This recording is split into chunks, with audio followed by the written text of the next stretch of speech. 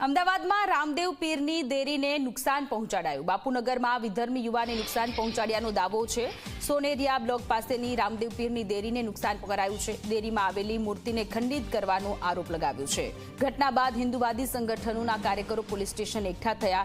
સવારે યુવાન નશાની હાલતમાં મળ્યો। બાપુનગર પોલીસે 32 વર્ષના યુવકની અટકાયત કરી। બાપુનગરના રજાક આલમની અટકાયત કરવામાં આવી છે। આરોપી રજાક આલમની માનસિક હોસ્પિટલમાં સારવાર ચાલતી હતી।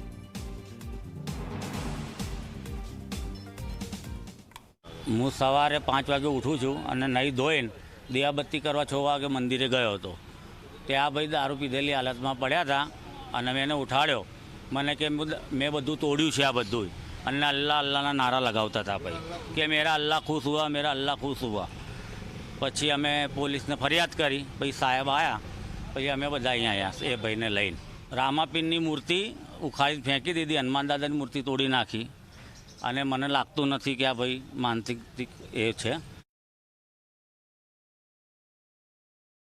એટલે ત્યાંના સ્થાનિક લોકોનું એવું કહેવાનું થાય છે કે કોઈ અજાણ્યો ઈસમ હતો, માનસિક અસ્થિર જેવો લાગતો હતો અને મોડી રાત્રે કંઈ ત્યાં તોડફોડ કરતો હતો અને ત્યાં બાજુમાં જે સૂતો હતો એટલે લોકો જ કંટ્રોલ રૂમમાં જાણ કરી અને ઈસમને અહીંયા લઈ આવ્યા છે।